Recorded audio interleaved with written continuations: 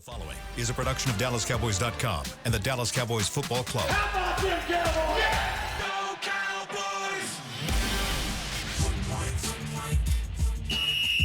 Let's go, baby! Are you ready for a break? Yes. Are you ready for a break? Absolutely. Ready for a break?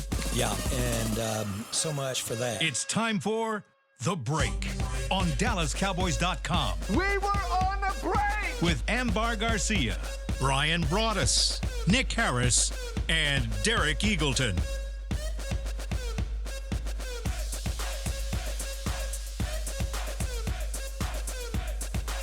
It is Thursday, October 24th, 2024, Season 20, Episode number 54. Welcome to the latest edition of The Break. We are live from the SWBC Mortgage Studios at the Star, presented by LG. LG is the world's number one OLED TV brand for 11 years and counting. See why at lg.com/OLED Evo. All right, we got a lot to get into today. What's that look for? I think it was really funny yesterday because I think some viewers maybe watched our show late in the day yesterday and heard us talking about jury duty and everything. I know. That's where I was going to go first. We had no idea. That was the first thing that popped in my mind when everything went down this yesterday. Yeah. Look, just to take you behind the What a curtain, coincidence. we were talking about jury duty because I had jury duty, or I was supposed to have jury duty on Monday. They sent me a message on Friday saying, we don't need your services. Yeah. I was like, great, I got out of it. Amber was saying, I want to be on a jury so bad. And then all of a sudden we get on the report that not only was it Brandon Aubrey, kicker for the Dallas Cowboys, he actually got selected and is actually a sitting member of the jury. And I just sent the message to Amber, the injury report, and just kind of circled his name and jury. Yeah, everybody's getting the opportunity that for some reason they don't want you. People are curious how you found out details on the case because he's a reporter and he's good at his job. The funny thing is, I've been told he's been one of the most courteous, like one of the most attention who to you detail got in there? What do you mean you've been told by who? He got people. Why would I say a source on the live on the air? He's got people. But yeah, one of the most courteous, one of the more attention to detail jurors of the 12-person jury on this case. It's a second-degree strangulation case in Tarrant County. That's scary. Wild. Absolutely wild. Yeah. Well, all the questions came up. I was talking to my wife last night. She's an attorney, so she lives in this world.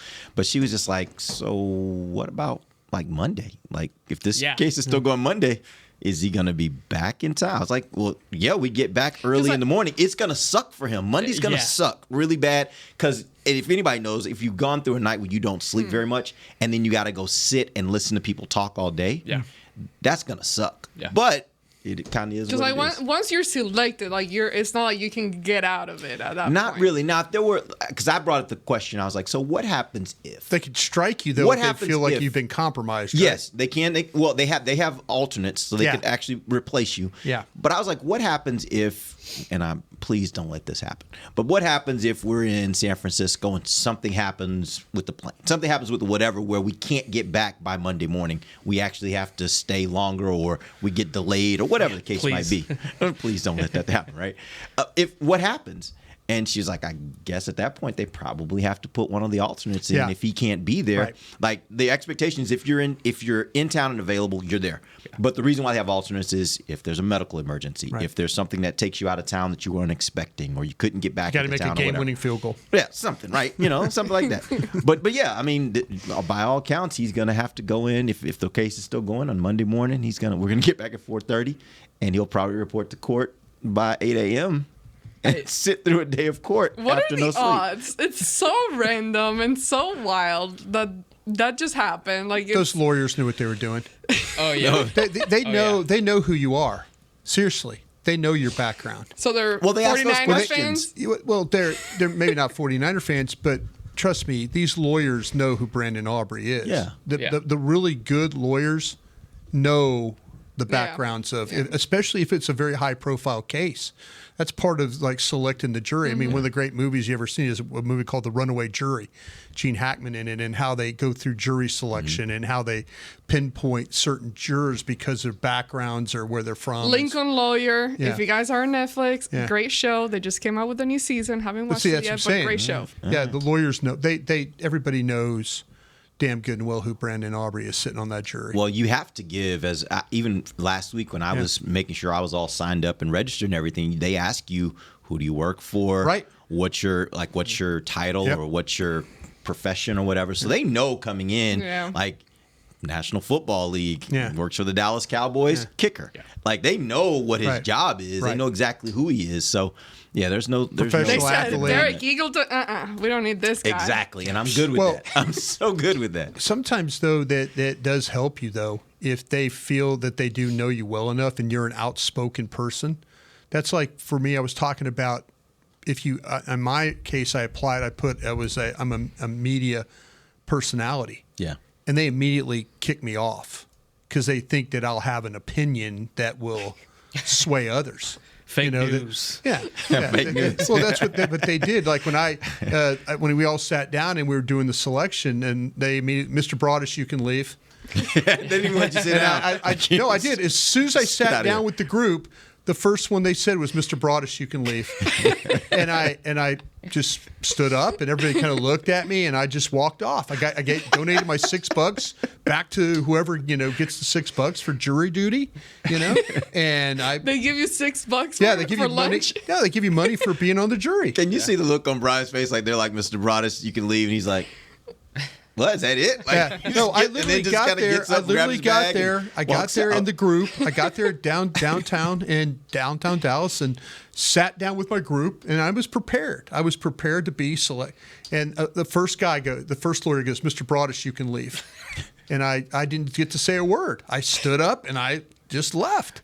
But they know who you are and they know your background. I think it's really funny just because as any employer would do, thinking that most people don't want to be on jury duty, was talking with Brandon, Cowboys, being like, "Hey, we can get you out of this," and he's like, "No, I want to fulfill my civic duty." So this is Brandon really wanting to be on a jury, just like Ambar over here. Yeah. But the question I have is, why couldn't he have deferred it to the offseason?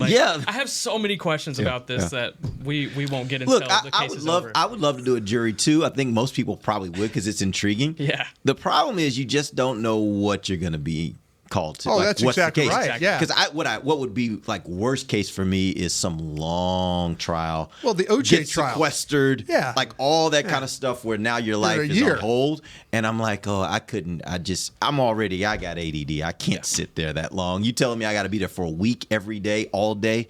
Shoot, around here doing hour-long meetings, I'm just like crawling out of my skin. Like, I got to get up and move around. A little different. You're listening to evidence. People are presenting a case. They're going up there. You're listening to them. You're starting to judge. I can do it for a day. Is it true or is it not? Are you guilty or are you not? I can do it for a day. I can't give you more than a day. Well, to bring it back to football, Brandon is still getting his practice time in during the week. So when the day is over, he's coming to the facility and working one-on-one with Bones. So. During breaks, he just goes outside and kicks balls. Exactly. You might see him in the little courtyard outside the courthouse. But no, so yesterday he came in, did his normal work. Today he'll come in and do his kick work. And then typically he doesn't kick until game day after Thursday. And that he's going to stick to that routine. And his practice routine doesn't really change. It's just when he is applying that practice routine. Yeah. Did you get out of the courthouse yesterday?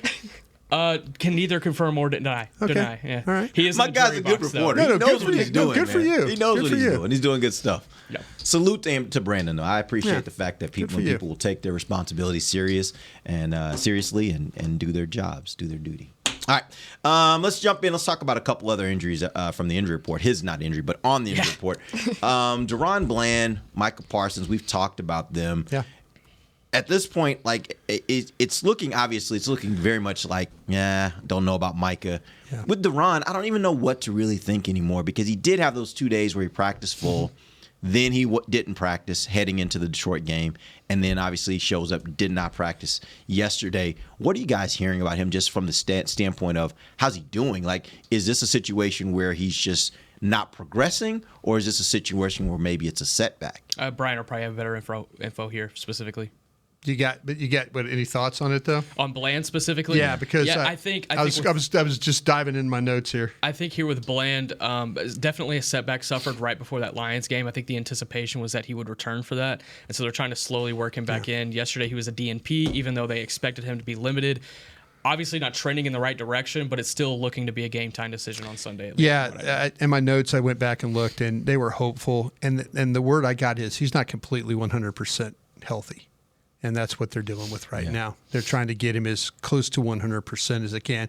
And I know people out there like, not all these guys aren't 100%, but in his case, they feel like they need to get him there to be able to do it. They're hopeful. That was the word that they were used, but not 100% completely healthy. I think with him specifically, you get Kalen Carson back at practice yesterday, a full participant. You don't have to activate. You don't have to activate Deron Bland until next Wednesday at the very latest. So if they want to wait one more week, they certainly can. But at that point, and again going on the 21-day rule, if they don't activate him at that point, then he'd be on IR for the season. Yeah. So at that point, you got to bring him back if you plan to play him for the rest of the year, even if he's injured, and that means you might just have to carry him as an injured player. Right. Yeah.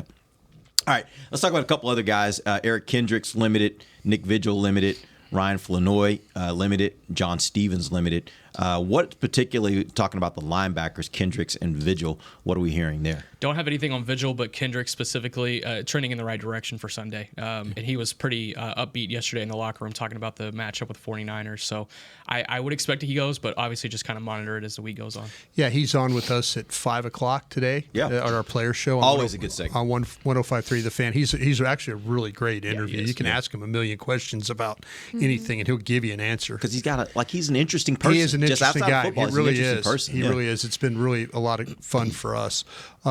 When we asked him before the bye about, we said, "How you feeling?" He goes, "I'm good." And he left it at that, and we all took it as he ain't playing. I think about Roy Williams from that movie. He ain't playing. Yeah. I got word that they're going to put him out there and see what happens. And see if it works out well. We'll see about how the practice designations go. But the plan this week was to try and get him out there and see if he could do some things. Hopefully today, if he comes on today with us at 5 o'clock and says, "I'm good," and leaves it at that, then he's probably not going to play. Yeah. But if he's like, "No, man, feeling great, looking forward to it," if he gets a little bit more into it, I think you'll have a better understanding of where he's at. Not that this has anything to do with his availability, but if everybody recalls back to free agency, he initially agreed to sign with the 49ers. And then kind of flipped his commitment, if you will, to the Cowboys a couple days later. So this is an interesting game for him. Ryan Flanoy, what are we hearing? Yeah, I don't have anything there. Yeah, nothing that I can gain from that. Okay. All right, we'll see where that goes later in the week. Obviously, wide receiver is still an area for them because Brandon Cooks obviously still is out. But we'll keep eyes on that. Where are we at with Cooks? I've heard it's a frustrating process kind of with him, but that he's getting treatment and he has to miss at least through the Falcons game. But the hope is that he can come back for the following week, which I believe is the Eagles. Eagles, yeah. So Eagles at home. There's still a hope there, a high hope there. Yeah. All right. There are a few names on the 49ers list. One that I didn't expect, George Kittle pops up as a did not practice with a foot injury. Sprained foot, right? Yeah, and then we knew about Deebo Samuels, who was released from the hospital on Monday. Juwan Jennings remains out with a hip. Their wide receiver, I mean, that would be of those three, and then you take Ayuk, their top 4 pass catchers on their team that are right now, as of yesterday, not practicing. How much is that really? I mean, are you hearing anything, first of all, about George Kittle and how serious this might be, or is this more one of those things of he's got some discomfort, sit him just to kind of... It sounded like Kyle Shanahan was trending the saying that they were going to play, that him and Samuel both were going to play. Kittle and Samuel were going to play. So we'll see how things shake out. I got some connections there. I'm waiting to ask that question at the very end to see where that one goes. Smart man. Yeah, I'm Keep not your gonna, card. Yeah, I'm just going to hold it till the very end and hit him one time with it. Because you can't keep doing it all week. If you do it all week, they're not going to tell you anything. So I'm just going to wait till I absolutely need it. But yeah, just listening to Shanahan talk yesterday, it sounded like that.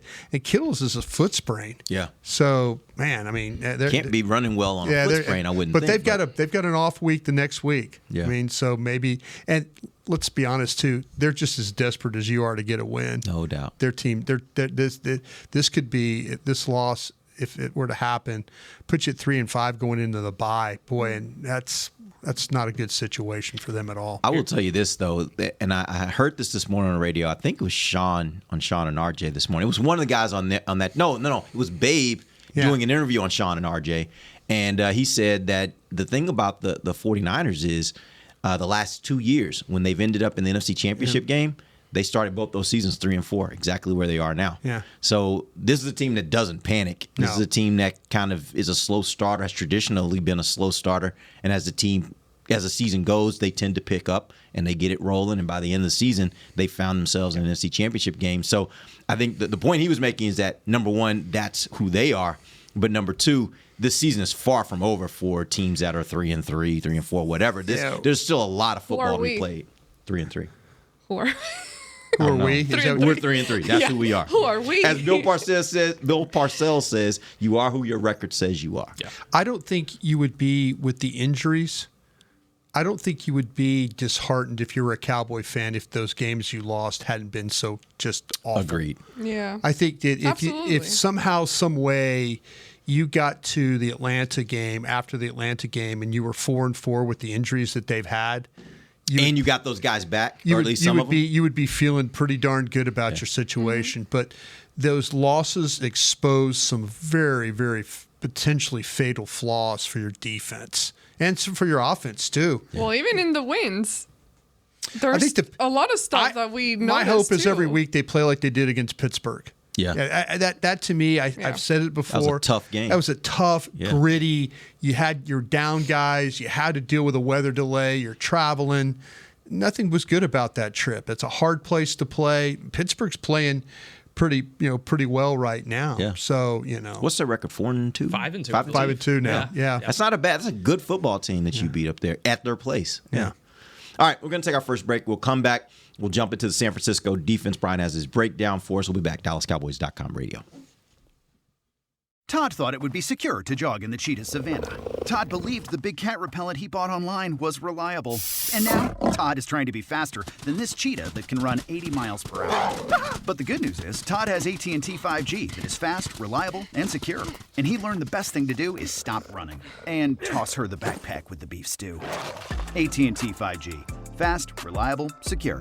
5G requires compatible plan and device. 5G may not be available in your area. See att.com/5G for you for details. It's the official men's skincare brand of the Dallas Cowboys, Jack Black. And right now, Cowboys fans can get 15% off their $75 order. Plus, because every deal needs a playmaker, your order will include a free 5-piece skincare set and free shipping. The Jack Black Playmaker is 4 of Jack's favorites and a full-sized intense therapy lip balm. Make a play for the Playmaker at getjackblack.com/Cowboys with the code CowboysVIP. That's getjackblack.com/Cowboys with the code CowboysVIP. Don't put off getting your oil changed, Dallas. Take 5 Oil Change, a proud partner of the Cowboys, is faster than you think. They're so fast, you don't even have to get out of your car. You can take advantage of Take 5's stay in your car 10-minute oil change at any of their locations across the Dallas area. And remember, at Take 5, you stay in your car because they're faster than you think. That means you won't even have time to show off your best touchdown celebration. Take 5, the official oil change of the Dallas Cowboys. From the field to the festivities, Lucchese embodies the essence of luxury and tradition. Handcrafted with meticulous precision, each pair offers unmatched comfort and style. Stand tall while you're tailgating or cheering in the stands with the Dallas Cowboys collection by Lucchese. Shop the collection today at the Lucchese store at the Star in Frisco or online at lucchese.com. Lucchese, the official boot of the Dallas Cowboys and Dallas Cowboys cheerleaders. Hey y'all, Matt Pittman of Meat Church here. With football season kicking off, I'm already gearing up to bring the smoker back to AT&T Stadium for some epic tailgates. But with that Texas heat, it's crucial to keep my beer hand cramping cold. That's where Yeti's insulated Colster can cooler comes in clutch. This year, you can even get them with the iconic star engraved on the side. Licensed Yeti Cowboys gear is now available at Stadium Pro Shops, concessions, and on Yeti.com. Check it out today. Yeti, official cooler and drinkware of the Dallas Cowboys. Back to the break.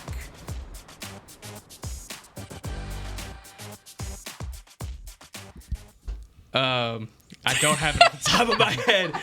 The LG OLED Evo is the best TV in the game. Don't take our word for it. Digital Trends said the LG OLED E4 G4 is the best TV in the game. See it for yourself at lg.com/OLED Evo. There you go. Come on. This man is good at his job. Let me just say, this man is good at his job. Flournoy ankle sprain. Ankle sprain from Detroit. All right. And then John Stevens Jr. From Mike McCarthy's presser just now, torn ACL out for the season. Second torn ACL in as many years. That's really tough. I wonder if it's the same knee. Man. Yeah, that's a good question as well. That sucks for him, man. Injuries this year, God. Yeah, but I mean, for that guy especially, like he's trying to make a team. He's trying to and he's got talent, and just these unforeseen things that happen. You know, it's the nature of being an NFL football player. There's no bright side to this at all, but it does make it easier to activate Deron Bland this weekend by just putting John Stevens on IR now. Oh, that's true. So that they don't have to figure out who to take off or who to cut, things of that nature. So not a bright side, but it does make it easier for roster maneuvering if they decide to activate Bland. Yeah, I feel for him, man. I hope wish him the best as he starts the recovery, I guess, from this. Flournoy will practice today. Got it. Just to let you know. Flournoy will be back today, hopefully in practice. Sorry I didn't ask about that one earlier. No, it's all good. All good. All right, let's jump into the San Francisco defense, Brian. I was looking at some of the numbers around them. They really are, their defense, middle of the league when it comes to a lot of categories. Points allowed, they're 16th. Yards allowed, they're 14th. My question for you is, just as a big picture, as you're looking at this team, are they better, worse, or the same than they were last year defensively? I think they're actually worse than they were. Now, I will say this just because I think that they're having to play with some different. They're having to play with some different pieces, and everybody around the league is kind of, dealing with the same thing when you start to talk about these defenses. And Hufanga, their safety, is a really good player. Javen Hargrave is not playing. He was hurt in week 4. He's been a really, really good player for them. They've just been kind of struggling at some different spots. People have kind of attacked them a little bit differently, but it really comes down to like Nick Bosa, and it comes down to Fred Warner. Leonard Floyd, for who they added from Buffalo, has been a good addition for them. Underrated, if you will. Yeah, I mean, Bosa gets pressures, and so does Floyd. And Malik Collins is actually playing pretty well for him. If you look at his situation, Kevin Givens is a defensive tackle that was kind of been on their team since he was a college free agent in 2019. He was like a rotational defensive tackle, had like 4.5 sacks for a career. He's got 3.5 sacks for him this year. So they've got guys that are kind of stepping up and helping them with some of their defensive stuff. But it was really interesting to watch them play the Arizona Cardinals, because we all know what the Cardinals are, the pin and pull stuff that they do. But their quarterback, Kyler Murray, is a pain in the ass to play against. And I say that with all due respect. No doubt. He really, his ability to, there were times in that game, and I'm watching it, and I'm going, they've got him. They've got, and then and he pulls the ball, and then it's a 20-yard gain. Or, if he hands that ball, it's going to be a loss of 3. Instead, he pulls it, and now they've crashed everybody, and he's out the gate, and they don't get the linebacker over. And I mean, it's fascinating to watch teams play that have that quarterback with the ability to run, like that. And they've dealt with some teams that have had that quarterback that does have some ability to move, and it's given them a little bit of some problems. But it's still a really, really good defense, in my opinion. I just feel like that, like I say, you're going to have to find a way to be able to handle Nick Bosa in this game. He's going to flop sides, and he's actually been more productive on the right side when it comes to pressures and sacks than he does when he normally plays on the left side. So we'll see what Dallas does this week. If it's Guyton, if it's Smith, we'll see. My gut is that it'll probably be Guyton over there. But, yeah, you got to find a way to take care of Nick Bosa. But I mentioned Leonard Floyd could be just as dangerous as a pass rusher. Let me ask you a question on the Bosa point, because from what I've seen from San Francisco this year, is their pass rush kind of moves at Bosa's pace. Like when Bosa has a high motor, they have a high motor. When he's kind of down and he's reeling, the entire line is reeling. The only caveat I would give is Leonard Floyd, just because he's been able to generate isolated pressure. No, I think your scout eye is very good on that. They're a big 4-man pressure team. They don't want to bring blitz. So how he plays is really how they kind of get going. I felt like they did a pretty good job of getting after Mahomes last week in the game. Mahomes was having to move around a little bit in this game and have to make some off-platform throws.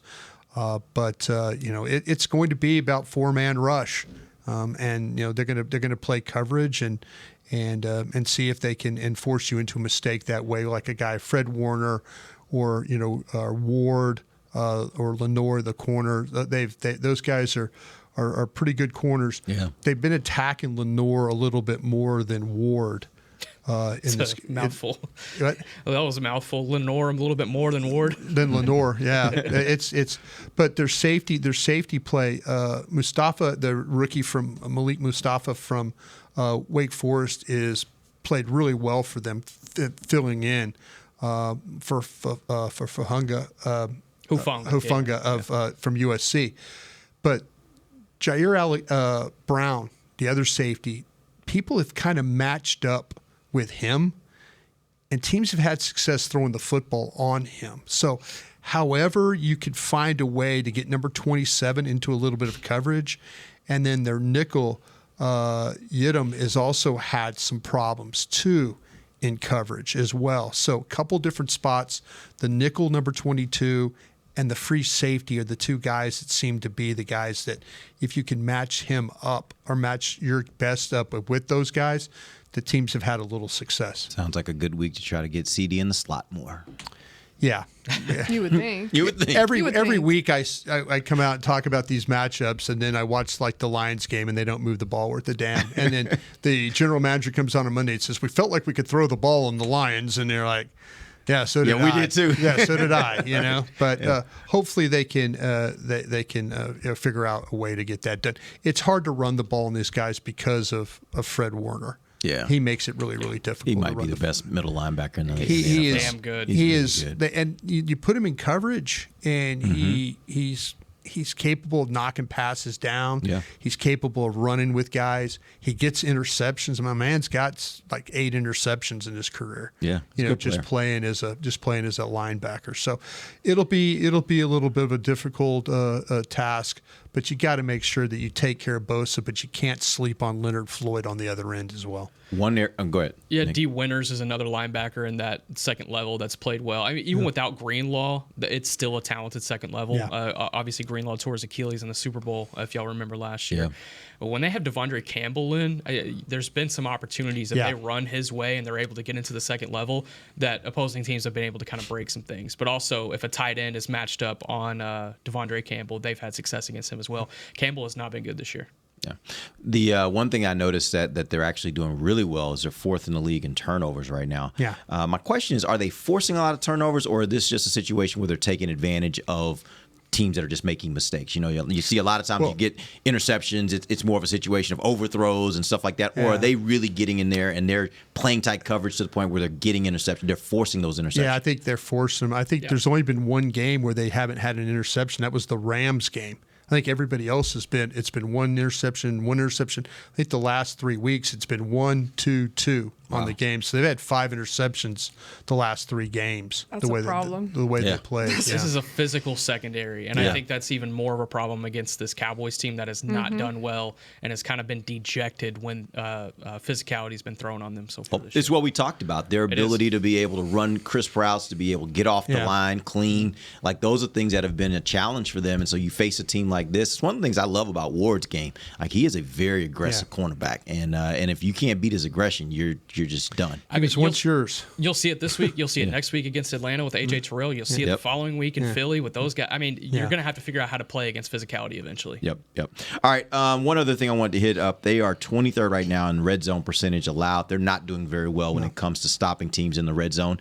Happens to match up with an area the Cowboys haven't really been able to get going. Is this the week Dallas gets that going and they're actually able to convert touchdowns as opposed to using the juryman, Mr. Brandon Aubrey? Yeah, that's a juryman. That's a fascinating stat. I guess I had missed that in my prep, but I think you're getting a little bit different intention, a little bit different approach coming out of the bye week. I think it's more about the Cowboys and less about the Niners and trying to figure out these red zone problems.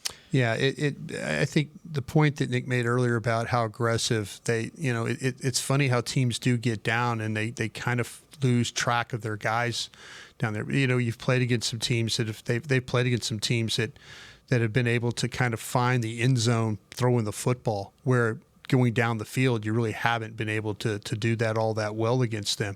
It seems like the shorter the field, the better they should be playing, but they really haven't been. And it might go back to what you're talking about with Campbell as well, the linebacker just not getting it done like you need to. In that it's been a little bit of a struggle, as you mentioned, Nick, with him playing, but they've struggled also too with their line making sure everything was buttoned up down there. There have been some guys that have been able to run some routes on them and be able to get into the end zone that way. I agree. I think it's definitely a Cowboys problem rather than who the opponent is. And obviously, when you hear a stat like that, hopefully it should help you, or at least make things easier for you to get into the end zone, as long as you don't throw an interception before getting to the red zone. So hopefully there's that. Well, the thing is, if you look at Dallas, and I think this is where Nick's right, you're averaging 0.8 yards a rush. Not even a yard, but 0.8 when you're in the red zone rushing the ball. You don't have any ability to run the ball down there. You don't have any ability, and then your quarterback. I mean, to me, it's very simple to say, the play call and the scheme, this and that, and other, but really, it's so much of a combination. I don't know if they could fix everything that goes wrong down there. They don't block particularly well. The quarterback and the receiver seem to have some type of disconnect. You can't get anybody open down there, and then it turns into, let's try and run the ball. Well, that's a negative play or a no gain, and now you're, it's second and. Instead of being second and 2 or 3, it's second and 9. If they're inside the 10, they don't get anything out of it. And but design some plays for your quarterback to run. Yeah. In the red zone, we've seen them be successful at it in the past. We've seen those plays work over and over again. Now I'm getting my years confused, but there was a specific year where we saw Dak getting into the end zone a few times just by running the ball. Yeah. And then that disappeared. Why don't you have those plays designed for X moments in the game? I think there were some times where they've tried to, with the read option stuff, they've tried to, and he hands it, he gives it. And then instead of maybe pulling it and trying to, I don't know how much your quarterback really wants to run. I just don't think I don't think there was a time in his life where muddy, bloody, dirty, feeling the play. He would diving over people, getting helicoptered and all that. Well, when you're getting paid that much, I expect you to do anything I need. Yeah. Or I ask for, or at least try. Would you like to go on record as a pocket watcher? For Ambar. Just saying. If you're getting paid a lot of money, we need a little bit more sacrifice from you. I mean, what are we paying for here? I'm just saying, at least try. It's not about it. It's not about what you like. I think he's worried about his health. I think he really honestly is worried about his health. Aren't we all? So am I. One thing I did see on film that I think could work in 1st and 10 opportunities, whether this could be in the red zone or between the 20s, the Chiefs had a lot of success on jet sweeps with Hardman and Worthy running away from Bosa. Get Turpin involved in something like that, I think you could find some success. Yeah, and I think in a game like this. That might be your only running game. But I will say in a game like this is where I want to see, as much as anything else, I want to see if in the bye week they were able to figure out something about what they should be doing with the run game to give them more run support. Whether that be personnel, whether that be, hey, we need to commit to Rico, whether that be we need to get Lipke more involved. Maybe that's we got to get Dalvin Cook in the game, right? Yeah. I don't know what it is, but I will be disappointed if we go and finish this game and they've done, and it's not apparent that they've done something to address the running game. If they've done nothing, then to me that's a miss at this point. Maybe not handing the ball to number 15 might be the adjustment. Whatever the adjustment is, after the Detroit game where you were kind of, you were taking carries away. I just don't know how you get into the Detroit game, or the Pittsburgh game. You were somewhat effective doing that. To me, I would try and build on that. It seems like they said, well, let's get Zeke involved here, and it really didn't work out like it needed to be. Where's the intention in getting him involved in the receiving game? After the receiving season he had a year ago. Who, Zeke? Zeke, yeah, specifically. Just try to get him involved in that area in some ways. You want to know something interesting for me? And I remember when they first drafted Zeke, I was talking to Coach Brown, rest in peace. and he was talking about how much he loved Zeke's game. And one of the things he mentioned, he was like, "Man, this guy is such a good receiver out of the backfield." Yeah. He said he is good enough that if he would have chosen at some point in his career to be a receiver, he could have made a career of it. He's that good. Yeah. And to be honest with you, I don't know that the Cowboys ever, even in his prime, I don't know if they ever really took advantage of that assessment of him. Like, I think they used him out of the backfield as you would use running backs, but I never felt like they really made him like they made that part of his game a critical piece in their offense. Yeah. And right now, I think it just kind of fits with that. They still aren't doing it. But, again, I don't know how much that is diminished from what it was at the time when Coach Brown was making that assessment. But I don't think they've ever really taken advantage of that. That's good insight. That's really good insight. Yeah. All right, we're going to take our final break. We will come back, and we got some questions. Sacrifice. We got some questions from you guys. You guys have hit me on Twitter. We got some questions we'll hit in this final segment. We'll be back. DallasCowboys.com radio. If you can't be at the stadium, there's no better way to watch your Cowboys than on an LG OLED Evo TV. That's because everything you see is more lifelike. Every play, every hit. I mean, you might as well be on the sidelines. That's how clear it is. It's all thanks to LG's legendary technology. Perfect black, over 8.3 million self-lit pixels. No one comes close. LG OLED Evo is the best TV in the game for a reason. See for yourself at lg.com/OLED Evo. They say champions are remembered, but legends are never forgotten. United Ag and Turf offers a winning lineup of John Deere equipment built to tackle any challenge on and off the field. Legendary John Deere tractors, combines, residential mowers, commercial mowers, compact construction equipment, Gator utility vehicles, and a full line of golf and sports turf equipment. United Ag and Turf, the official Ag and Turf equipment supplier of the Dallas Cowboys. Visit UnitedAgAndTurf.com to find a location near you. If you shout, "How about them Cowboys?" you have that undeniable passion that's the heart of Cowboys Nation. And if you like to drink Dr. Pepper, you love the unique blend of its 23 flavors. Together, your one-of-a-kind fandom paired with the one-of-a-kind taste of a delicious ice-cold Dr. Pepper is the game day lineup that can't be beat. Better yet, gather your Cowboys and Dr. Pepper fan friends to watch the next game and crack open a delicious ice-cold Dr. Pepper for everyone. The wins will be even tastier. It's a Pepper thing. And we're going to overtime. Erica, how much have I spent on concessions?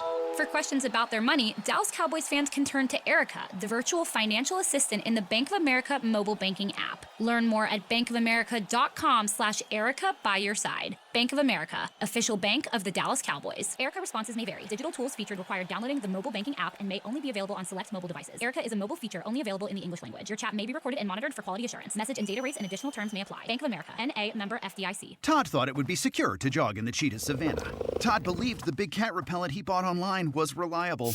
And now, Todd is trying to be faster than this cheetah that can run 80 miles per hour. But the good news is, Todd has AT&T 5G that is fast, reliable, and secure. And he learned the best thing to do is stop running and toss her the backpack with the beef stew. AT&T 5G. Fast, reliable, secure. 5G requires compatible plan and device. 5G may not be available in your area. See att.com/5G for you for details.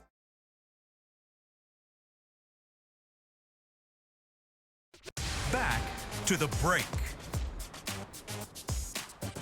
AT&T, connecting changes everything. You got that one, huh? Boom. You got that one, huh? Boom, Nick. Welcome I back. didn't help to start. It wasn't perfect. We knew that. The funny thing is, you're real confident. I've got this. I've got this. And then it's like, I don't got it. How does it start? Final segment of the break, live from SWBC Morgan Studios at the start of the segment, brought to you by blockchain.com. All right, let's take some questions here from some fans. Joshua Harkins says the Cowboys have made it clear they aren't buyers at the deadline. Does it make sense for them to actually be sellers? If so, who could you see them trading? It would make sense to be sellers. I think they could get. I think any team can get value out of guys at the deadline. I think a couple of years ago, I was looking at the Dorrance Armstrong case and being like, hey, they kind of have a surplus of defensive line talent. They could trade Dorrance Armstrong in this moment and probably get offensive tackle help at that time or linebacker help at that time, and they never took advantage of that. But they will get a compensatory pick for him at this for point, sure. Now they'll get a agent. compensatory, so that's probably going to be like a fifth probably for him. I would guess. I think at this point, yeah, I mean they definitely could sell. There are guys on this team that I feel like they They do at times have a surplus, but also with the way this team has been banged up, you might not want to dive into that surplus just yet. Yeah. Like beginning of the season, I maybe would have said defensive line in general, but there's probably no one there that you would want to get rid of at this point. I wonder if pro departments would look at Damone Clark and think that they could do something with him. Mm-hmm. Yeah, That's a Damone good Clark's name. one. Yeah. Safeties maybe. There's I think that you kind of you're in a little bit of a hole right now with your safeties. Matter of fact, when we were talking about San Francisco, one of the things they do well is the intermediate passing inside.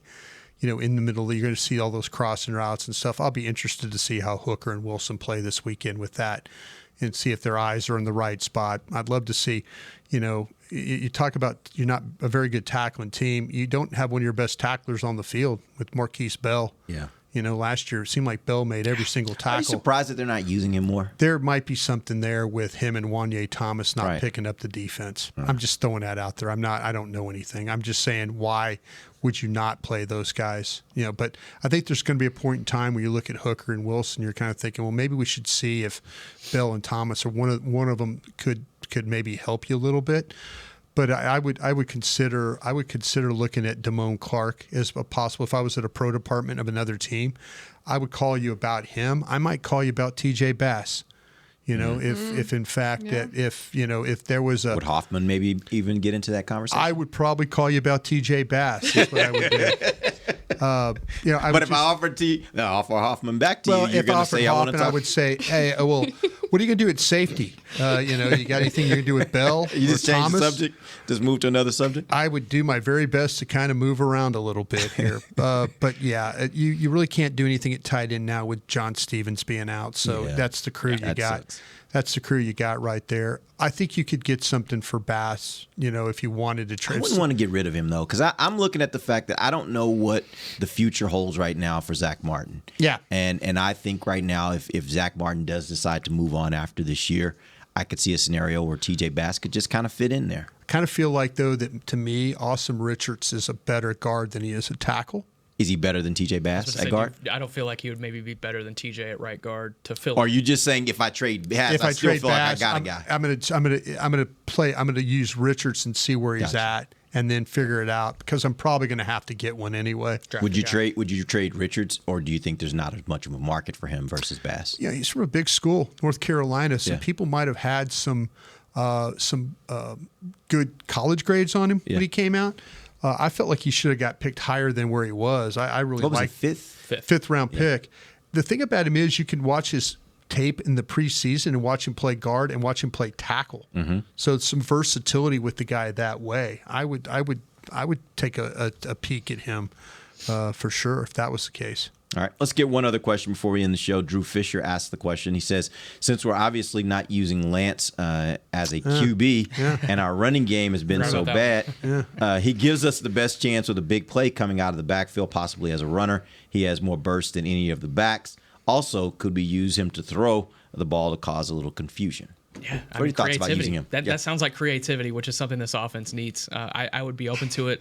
Activating 3 quarterbacks, you would have to figure out where to take that away from in a different. No doubt, that's the hard part. That is the hard part, and I think maybe there was a hope that he could have played to a level to be the backup going into the year, but they just don't feel comfortable with that. So in that thought process, they would have to activate all 3 in case Dak went down. They would play Cooper Rush. So that's what I you don't know worry where about. you pull away from. All of a sudden, watch us play Trey Lance on a play, and then him get hurt, and then we have him as the second quarterback, and now you don't have a quarterback, kind of a thing. I guess Cooper Rush would be the emergency. We saw that in Cleveland last week. That Jameis Winston was the third quarterback last week, and they got both their quarterbacks hurt in the game. So you can't play the third quarterback. You can't play the third quarterback, if the other 2 are out. If the other 2 are out. So Cooper Rush, if that was the case, make Trey Lance the 2, and then if Dak goes down, finish the game with Trey Lance. Or if Dak goes down, maybe say, hey, Trey. Your toe hurts. This is a very wild Take him scenario. To the like it so very, hurts. like I can't even picture this because that's highly unlikely that they would ever do anything like that. The 49ers were in a position like that in the NFC Championship game a couple of years ago. So it can happen. But they would have killed for Trey Lance then. Yeah. So, I mean, Cooper Rush or Trey Lance, would you try to look at their value a little bit? That's an interesting one. I mean, they're both on expiring deals, you know.